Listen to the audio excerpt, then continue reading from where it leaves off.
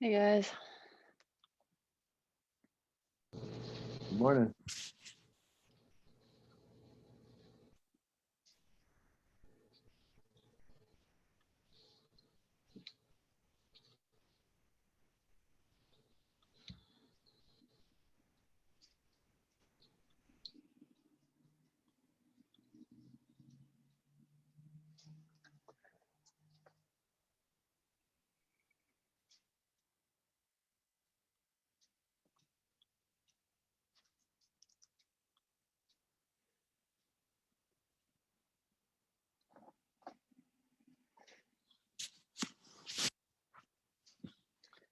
So I wish it would just let me turn off waiting room, but it's not letting me do it.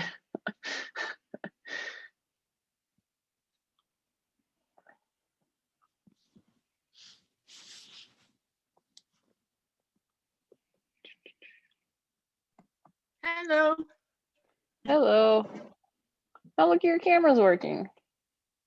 Today it is. Who knows? Later on today, it might not be. Oh no. I think there's jumbies in my house. That's a Caribbean term, by the way. Ghosts or something? Yeah. Spirits. Nice. Ashleen, are you able to take notes again?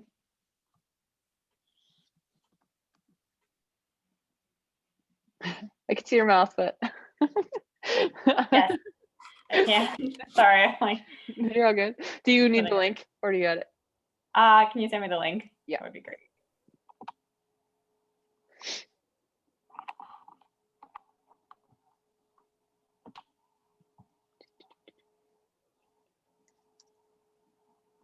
Monique, when my timer goes off, I have to go down and shut off my oven. So I'm going to shut off my camera so you don't see my mess. Okay. Sounds Okay. good. Yeah.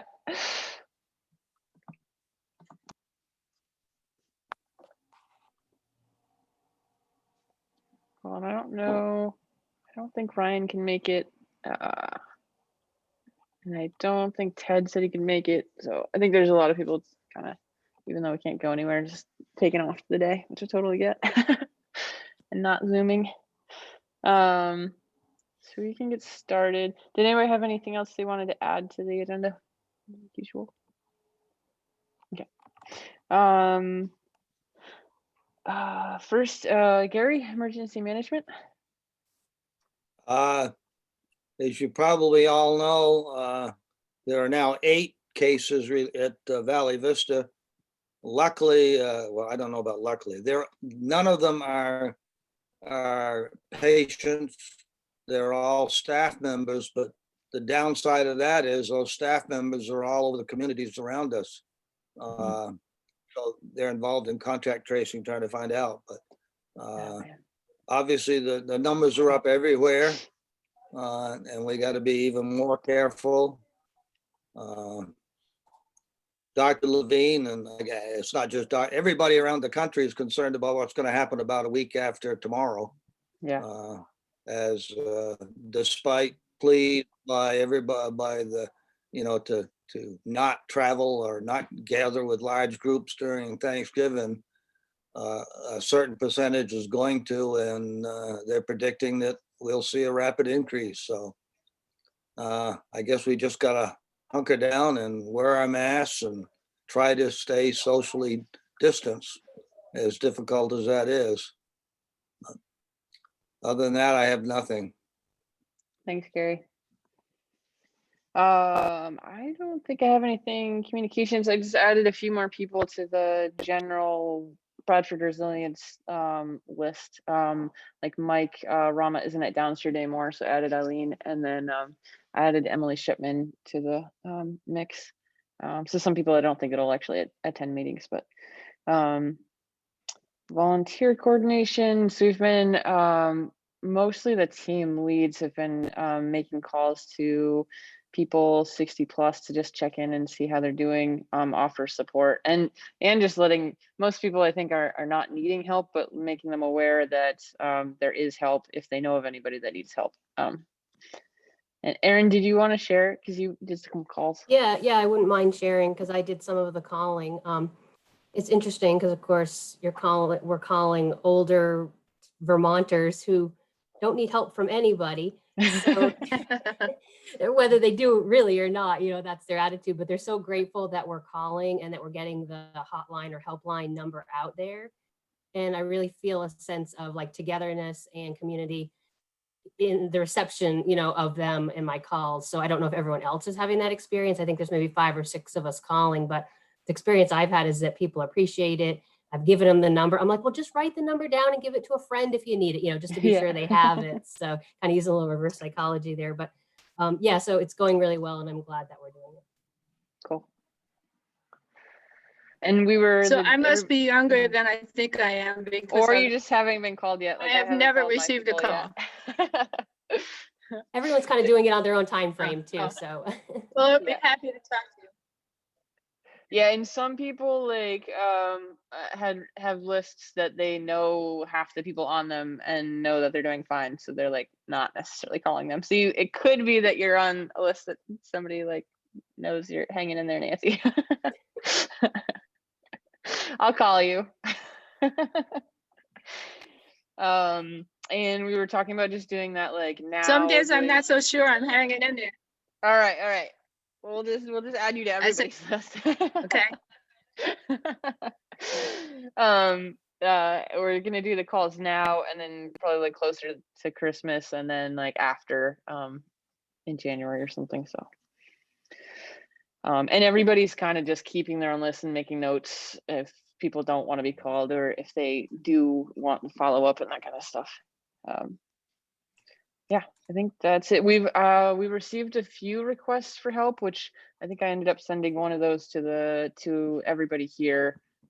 Transportation issues with a student, and I think Brian actually reached out on that. But yeah, so if those bigger things come up, it's just something that we don't really want volunteers like transporting people, liability wise and stuff, and risk wise. Let's see. I don't see Ryan. Carol, do you want to give the town update?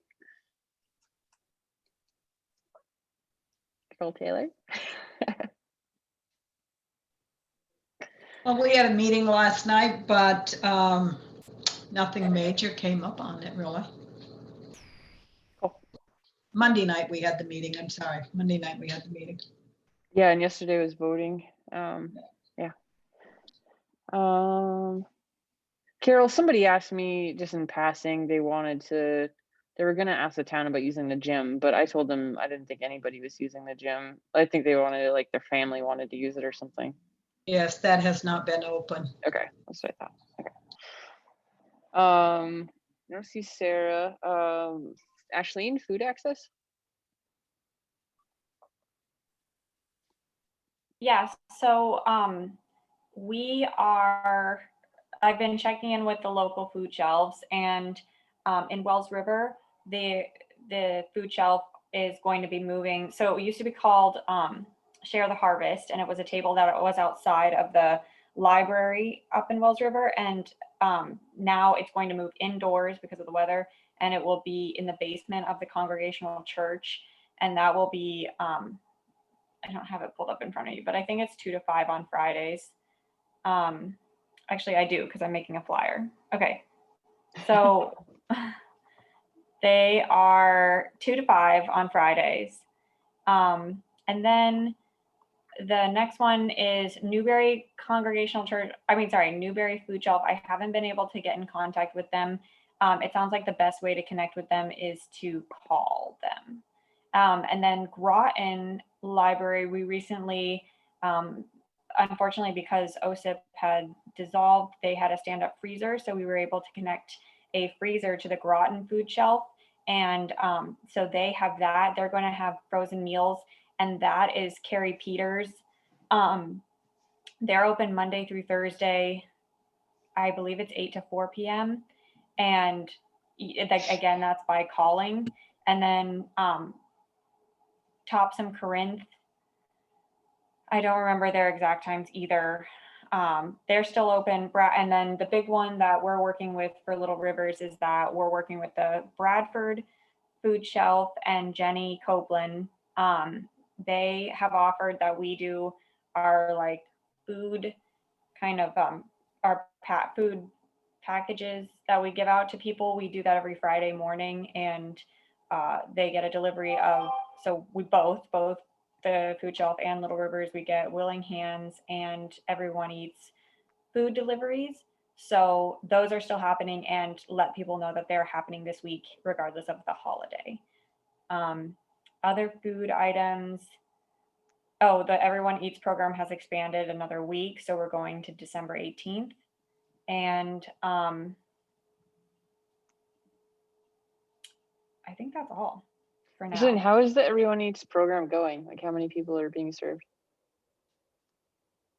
So it sounds like it's going really well. We at Little Rivers, we serve 25 families, but I know Gail at the library also has an Everyone Eats program, so she's doing meals.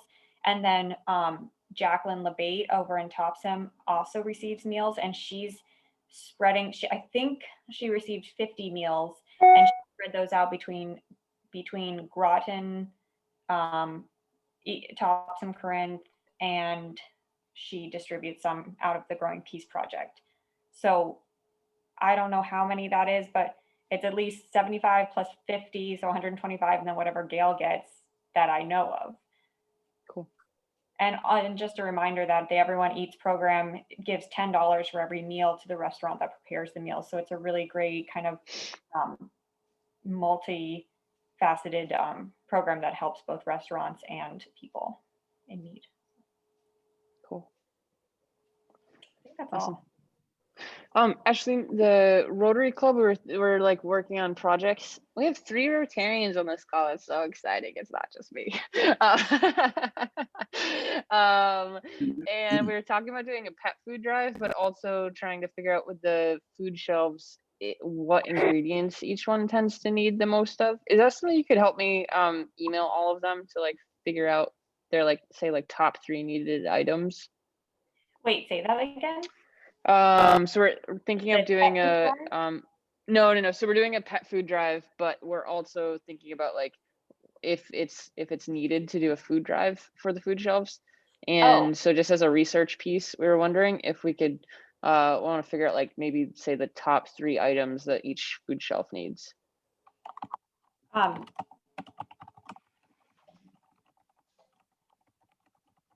Yeah, I can reach out. I know the feedback that we've actually gotten from food shelves is that there aren't enough people taking the food. Yeah, So, and I so think that's I good to talked know. about that last time maybe, was Okay. that they seem to have a good stock. However, that Okay. doesn't mean there may be a few items that like are highly sought after and they could use more of. So Yeah, that I would think be a like good question to Bradford ask. said they're always out of eggs and peanut butter. So we're like maybe we should only ask people for eggs and peanut butter, like that kind of thing. Yeah, okay, that's really good. And we could put a little, I could connect with those people. Okay, Okay. cool. Thanks, that'd be awesome. Let's see. Ayla, medical. Sorry, multitasking. Yeah, so overall, COVID testing obviously has increased quite a bit at Little Rivers. We are planning on, and I don't think this has really been announced or advertised yet. We just set on the date, but starting next week, Thursday, December 3rd, we're going to go back to being a state site for testing. And so we'll be doing that 7 days a week, and it'll be at the Wells River Clinic. We are gearing up for a drive-through near the clinic at a property that was just purchased by the organization. So that should be starting up next week.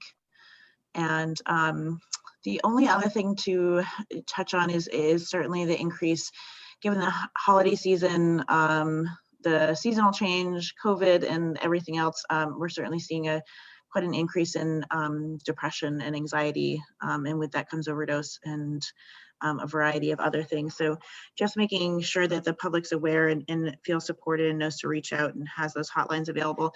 And those resources are still on the town website, Monique? Yeah. Okay. If you want to take a look and see if there's anything missing, though, I can definitely add to it.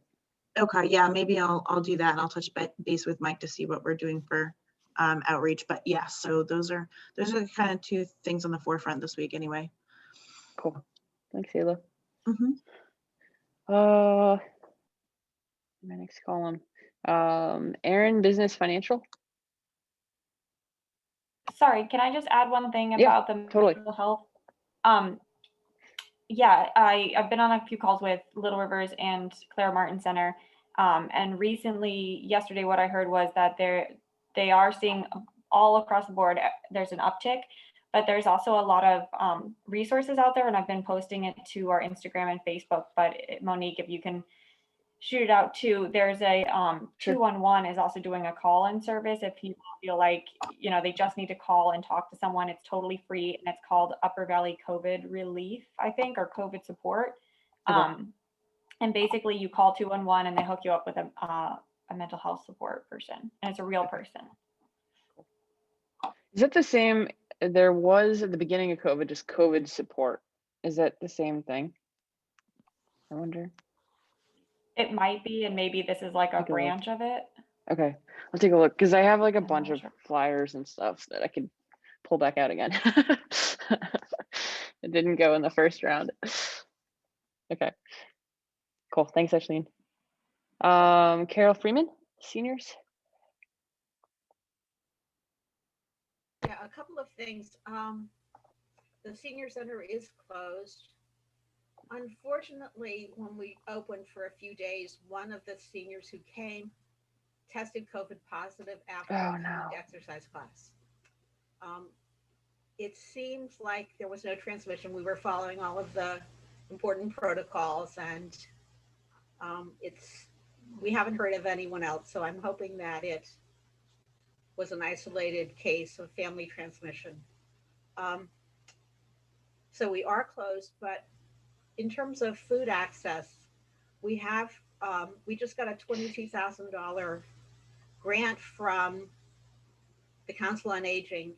And Oh, wow. so if there are people, seniors in need of food, they don't have to meet strict requirements, and they can get meals 7 days a week. So just send them to Vicki, or other senior needs for medical equipment or other things that we typically would do, we're continuing to do. So if you do hear about senior needs, just send them to Vicki at the senior center.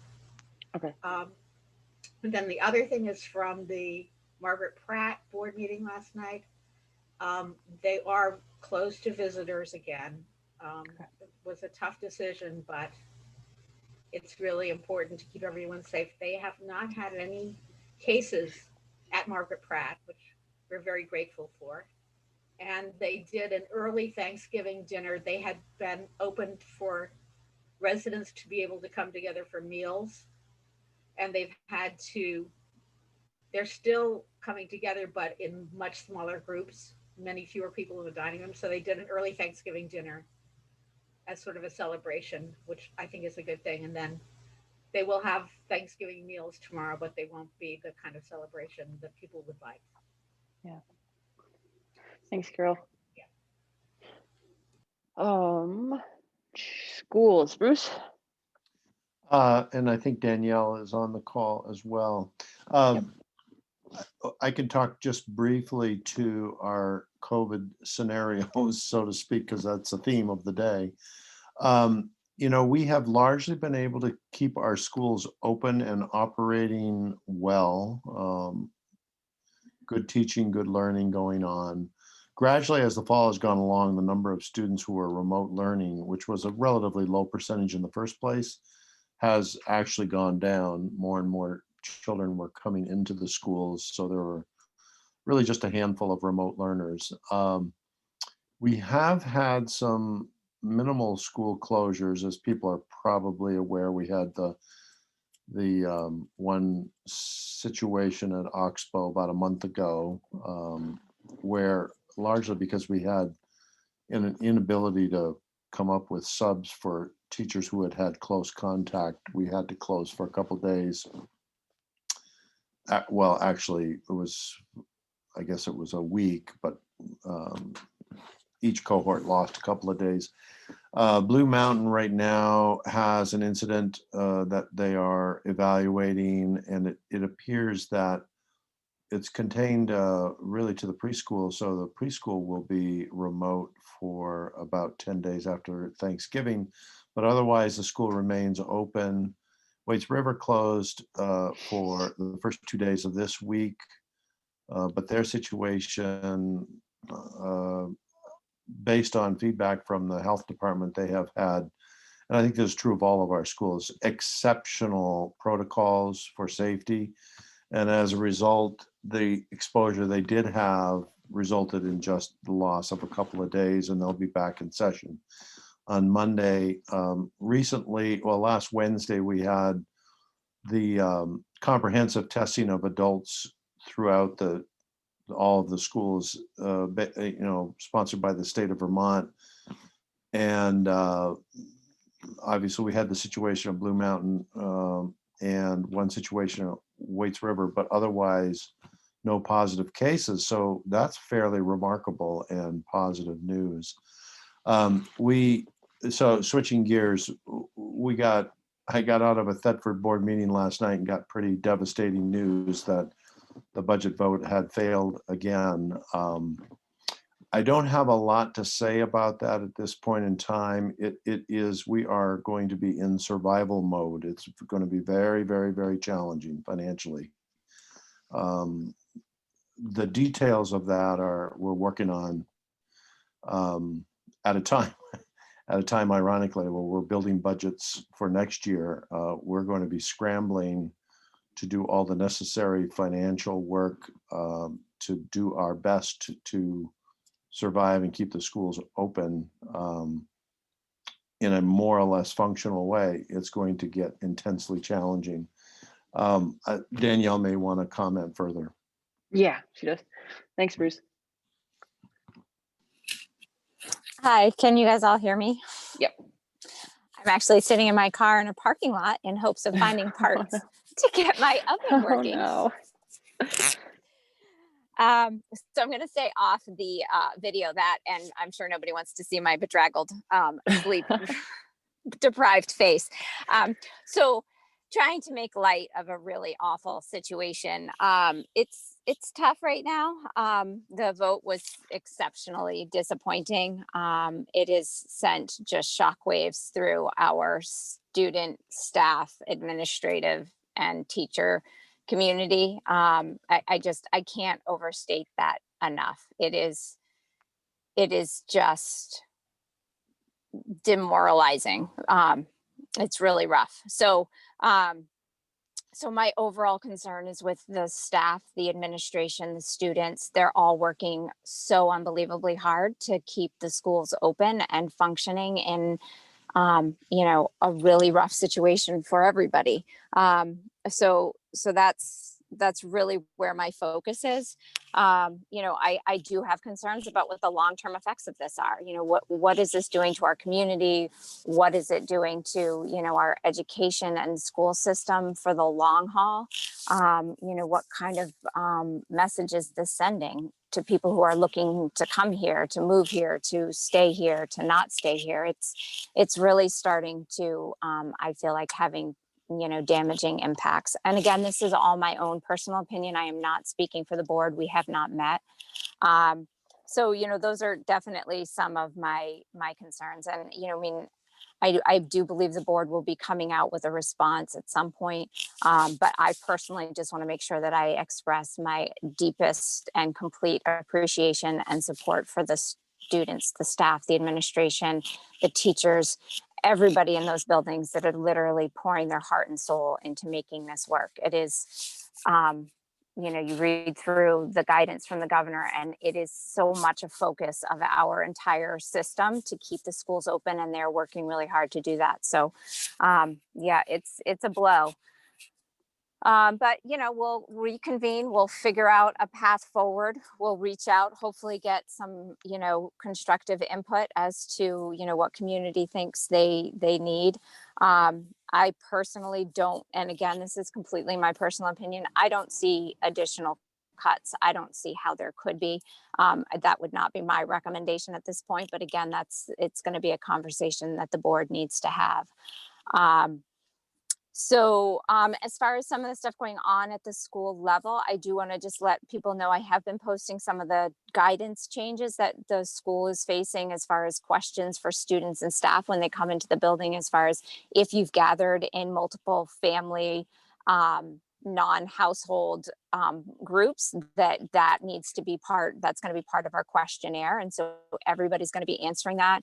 If they do answer that they have gathered with people outside of their household or traveled to a place outside of Vermont, then they will have, the quarantine will take effect. And so those are those questions that will come out starting next week. And again, those are based on guidance from the governor and, Secretary French and the education system. So we are trying, I know Emily and I reached out to Monique earlier this week. We are going to try and do some more live events. We felt like that was a positive reach out to the community, and people seem to respond well to that. So we're going to try and do some more live events covering different topics, maybe trying to do a little bit more informal, like once a week, just quick coffee clutches or whatever to answer some questions. And then, maybe once a month coming up with some of the themes that seem to be present in people's minds and providing more details and answering more in-depth questions. So those are some of our thoughts. Anybody who has suggestions on, ways to get people to engage and read information and ways that we can get information out there, it would be great. I think we're at a crossroads in our community as far as, we need to invest in the education system. We need to invest in our schools in order to stay competitive and make parents want to send their kids here. So we have to figure out how to make that work in a sustainable way. So anyways, those are my thoughts. Thank you, Danielle. Good luck with the oven. Okay, go ahead, Gail. I have a question. I hope it's not a stupid question, but is there a possibility that school would close this year because of the budget? And if so, is there, would teachers just then, they're under contract, do they have to provide remote teaching, or do they collect unemployment, or does the state step in, or what really actually happens if since the budget doesn't pass? Do we just keep having votes until next year shows up, or is that silly? Or I'm just wondering if I'm thinking. No, it's not silly. I'm wondering if other parents are wondering this. It's definitely not silly. I'm going to give a very broad answer, and that is, quite frankly, we don't know. This has literally never happened in the state of Vermont. Literally never happened in the state of Vermont. So we're in uncharted territory. And right now, I think it's too early. Well, Danielle can speak for herself, but I feel it's too early for us to respond in any kind of specificity to those kinds of questions. They're really good questions, but right now we're doing the evaluation of just where we're at. The state provides a certain amount of stopgap funding. That is limited in various ways. It creates a scenario with banks where banks are hesitant to loan. In theory, we can borrow up to 87% of the last year's operating budget, but that's a theory. The banks actually have to loan the money. Teachers do have contracts. There are some at-will employees. There's all sorts of possibilities, but no definition right now at the level of specificity that you quite rightly deserve, but we just don't have those answers at this moment. Can I ask one more thing, or just to put this out there, is is then in your data, in collecting your data from all these votes, and you can't tell who says what, but does it give you information as to, you know, is it a matter of the merger? Is it a matter of one community doesn't want to support the other community? And is that then information brought to the state to show them, you know, where we're at in our, in the challenges within our budget as we're all mixed together now? So I can try to, so a couple things. One, to answer your first question, like Bruce said, we are in complete uncharted territory. We do, whenever a budget fails, you have like a 10-day grace period to revisit contracts and, you know, have the option to renegotiate, or not renegotiate, but reach out to the union as far as staffing goes. That is not a attractive option, as in my personal opinion at this juncture, considering I'm well aware of what we are currently experiencing just to stay open and afloat. If we can't get subs and we can't staff the buildings, it's not realistic to think that we would be able to RIF people. But if the finances are where the finances are, we are faced with really, really difficult decisions. So that is one piece that does open when a budget fails. As far as community sentiment, the votes are commingled. We cannot find out which community voted what, and or what the sentiment is. I do believe that there is angst that has definitely been expressed about the merger, about you know, involvement and you know, local control versus, you know, a wider you know, opportunity for input or whatever this new board sort of gives us. I think the disillusion article and conversation that's happening in Newberry has certainly caused some backlash. I think there's no doubt that there is, you know, some frustration there, and maybe some confusion that if they continue to vote this budget down, that it's going to make it easier to dissolve. I don't know that. So there's not a real clear understanding, but I do honestly feel like, and I'm certainly not trying to be offensive to anyone, but I do think that when we send our ballots out to everyone, there are a certain population that are going to vote no, no matter what the budget is. It just, you know, I mean, it just is, that's a feeling of there no increase in tax is an acceptable increase. And so I do think that we are running up against that. And I don't know that there's an answer for that, because level funding the budget is not, it's not a viable option as far as I'm concerned. So those are sort of my broad brush strokes. I think we as a community, and by community, I mean both Bradford and Newberry, have to figure out how to hold hands and play nice. And I'm committed to working through that and trying to get us there. But I think that that's part of it. We have to decide that our schools and our students are more important than our individual thoughts on, you know, what our communities are and aren't, and how to make both of us still have our communities and be able to support our kids and our schools in a unified way. Well, thanks for your commitment, because this is really devastating. I'm so sorry. Thank you, everybody. Yeah. Well, thank you. And I hope everybody understands some of my comments are a little raw and not real polished, and I'm not trying to be offensive. It is just, as a mom, as a community member, as a board member, it is a rough morning. It's just rough. So anyways, and thank you all. I know you're all in this together. We're all carrying a huge weight. So anyway, thank you. Thank you. Thank you, Thanks, Danielle. Danielle. Thanks, Bruce. Thanks, Danielle. Let's go back to business financial real quick, because I skipped over asking Marvin, do you want to talk about the economic summit?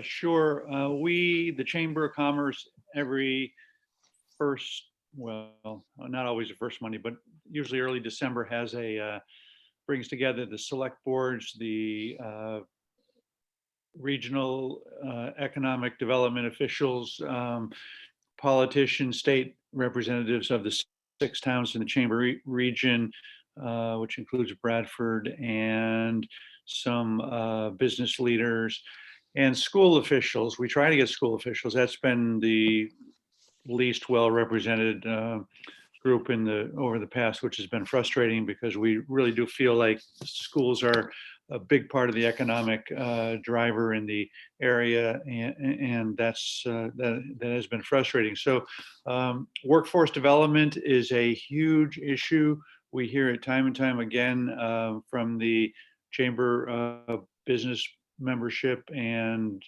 it's everywhere. It's in the news everywhere that the demographics and the population's aging and so forth. So workforce development is a big driver, and that's again going to be the focus of the summit this year.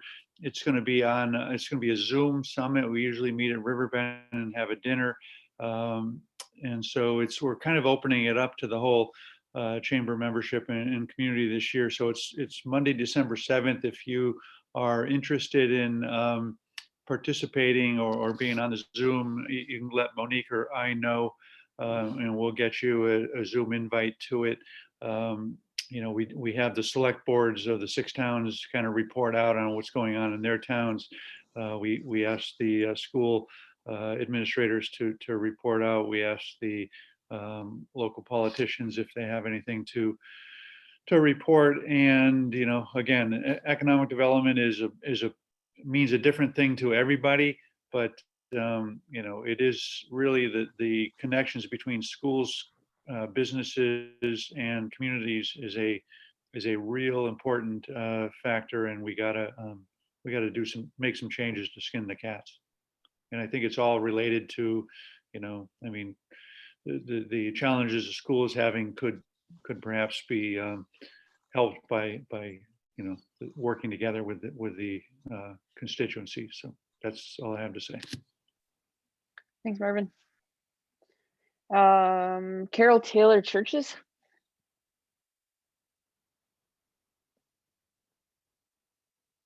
The Congo Church has closed down until January sometime. I'm not sure. The Methodist had put out a survey to see if they were interested in having in service. I don't know the answer to that. Okay, thank you. I don't see Ramsey or Marcy or Marianne or Linda or Mike. So it's for housing. For housing, I guess we had that housing forum. I sent you all the recording and the webpage on the Space and Main's site. So if you weren't able to catch it, there's a bunch of resources, shorter videos from the different players, and then the housing forum video. So I think I was busy moderating, so I wasn't necessarily like absorbing everything as a viewer and able to judge how it was going, but I've heard that it was appreciated. And I guess that's it. I guess one other thing was just that the grant application. So I sent out just the announcement. Oh, see ya. There's people leaving. No, Oh, okay. I want to talk too. The grant application just from the that was just the what was it, community development, just giving a heads up that there was going to be some community grants, but there's been a lot of stuff coming in the pike, and I just feel like the states are getting a ton of money right now that they need to push out. And I think that all of us tend to just be like, we have a project and we go after it and we get town approval or whatever, and we just like do it. But for some of this stuff, it's big money, and it would be great if we could. People have been sending brainstorm. Ashley sent one to everybody, but a bunch of people sent me just direct stuff. So I'll just collate that together. But I don't know what everybody thinks, but it might be nice to just have a brainstorm. What have you guys been talking about wanting to do type session, and just see if there's ways that everybody can work together on stuff between the schools and Little Rivers and the Conservation Commission and Planning Commission, Parks and Rec. There's a lot of stuff that we could do, but I don't know how much everybody's collaborating. I don't think everybody's collaborating, so. But yeah. Gail, did you want to say something? Yeah, I wanted to share a few really positive things, actually. Cool. Awesome. I'm really psyched about, it's all about collaboration, right? And so last week, I got a bunch of books from the Children's Literacy Foundation, and I invited myself, and was okay to come to the school outside. And I pulled up in front of the 6th grade classrooms, and I loaded up tables full of books, and 2 kids at a time, masked and hand sanitizer and everything, came out, and we got to reconnect, and kids got to choose their own books to keep. That's awesome. And it was really fun and cool and happy, you know. And Good. then from there, I went out into the woods and I read to the 2nd grade a couple of books about owls, and we talked about owls, where they would live, and blah, blah, blah, blah, blah. And then everybody got a copy of Owls by Gail Gibbons, who's a local author. And Cool. it was so much fun for me because I really miss being at the school, and I really miss having interaction with all the kids. So, and the teachers, it was just a break in the monotony, you know, it was Awesome. cool. And then another thing, the Upper Valley Everybody Eats, I was serving 10 meals a week, and I've raised it to 16, and they're all seniors. Wow. Cool. And they're all, you know, actually just a couple of families, and I give them as many as they want. And then also I've approached a couple local families with meals in hand, and they take them. They're not going to ask me for them, you know, so I go out and I solicit food. You know, here's some food. So that's been pretty positive. As far as the library goes, we're still closed. At least it's been consistent. The construction is done, but we're just cleaning up and setting up and staying closed. But our curbside services have, across the board, have really gone up. We're doing great with, you know, offering people interlibrary loan services. And now that I have time to stop painting walls and stuff, I'm doing some good programming. I think I've started I'm starting a spice program, like a spice club and I've gotten a bunch of different local chefs are signing on to choose a month in a spice, and I'll hand out spices. Everyone will experiment with the spice, and then the chef will, through Zoom until we can get together, we'll answer questions about cooking and just trying to bring people together in that way. And we have a couple of great book discussions going on. And I'm just trying anything that I can do to get out into the community. If anybody has a want or a need from the library, I just want to know about it. Gail, I want to sign on to do a spice thing. Okay, I got you on the other one too, and I'll Okay. set you up. Thanks, everybody. Happy Thanksgiving. Too. Thanks, Gail. Nancy, do you want to share anything from conservation or mentoring? Or anything? Actually, it would be good if Ashley could share the meeting that we've had, the collaborative meeting that we've had. Cool. Are you talking about the Prevention Network grant? Yes, please. Yeah, I can briefly touch on that. So Little Rivers received a grant. It's called the Prevention Network grant. We did it last year, and some of you may have seen the mural that the local teens painted that's located in Denny Park. So that was the outcome of last year. Last year was very project focused, whereas this year we are trying to be sustainable. We are really trying to focus on how to be sustainable. So there's a few of us actually in this room, Nancy and Gail, are all on this team, and we are developing a youth substance abuse and alcohol use prevention coalition. That's awesome. And it's open to anyone who represents organizations who connect closely with teens. So, you know, we haven't connected yet with Parks and Rec, but we would love to connect with them. I have Eric, forget his last name. I think he's the director of he's Parks not and Rec, anymore. who I'm gonna be, oh, he's not? Okay. No, I don't know who it is was that now. short-lived. Okay. Well, anyways, we think that might be good, but basically anyone who, that might be why my emails haven't come back.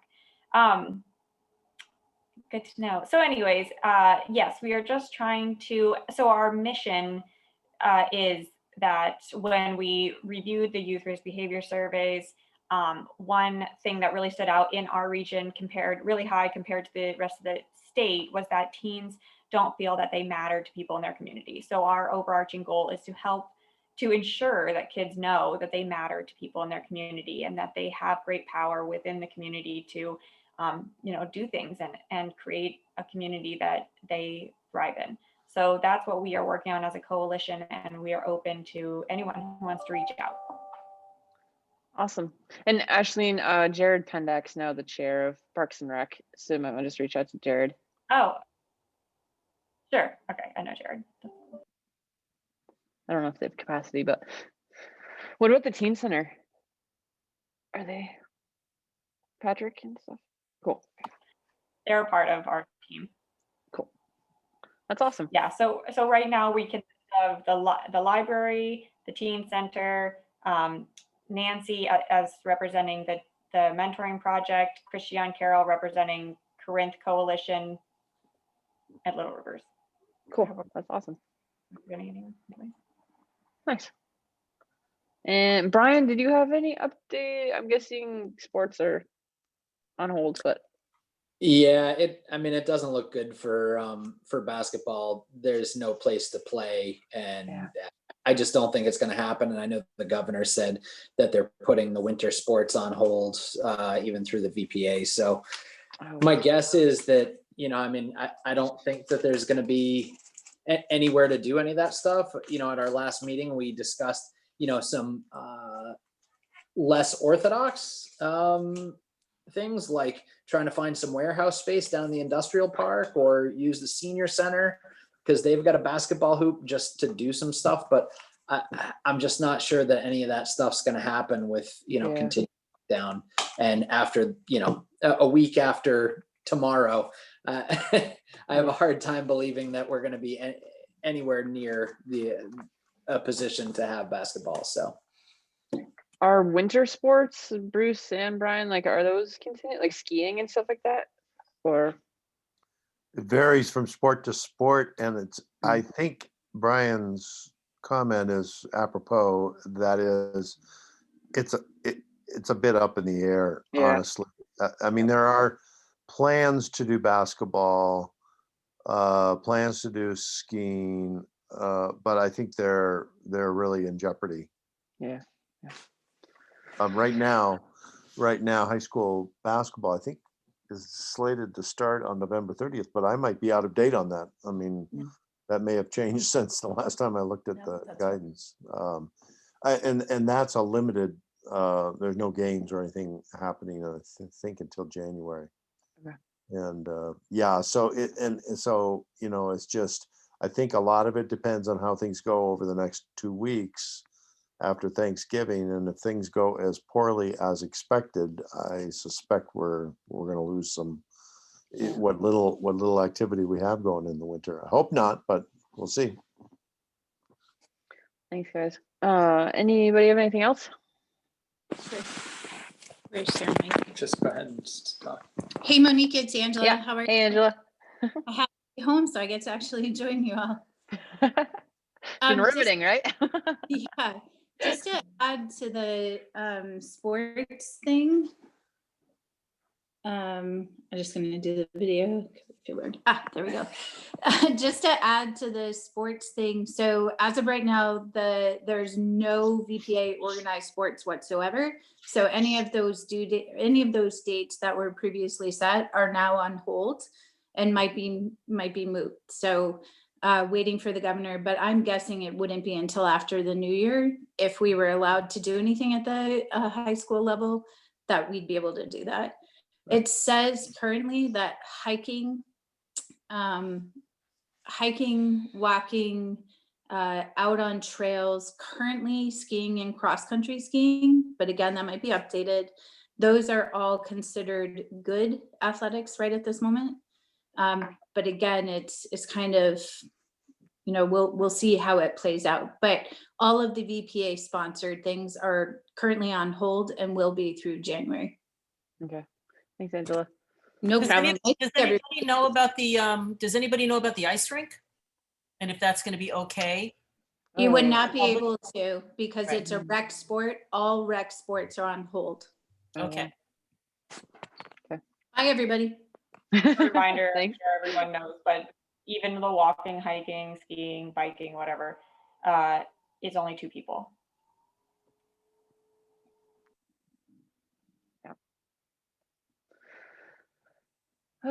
Well, I guess we're or 2nd and 4th. So we'll be December something, 2 weeks. What is that? The 9th. Yeah. So December 9th, we'll see you again. I hope you have a good Thanksgiving. I don't think, well, the minutes I have to, I think Erin wasn't at one and Ashley is one, and I'm behind on putting them on the thing. So we can't approve them, but we will do that next time.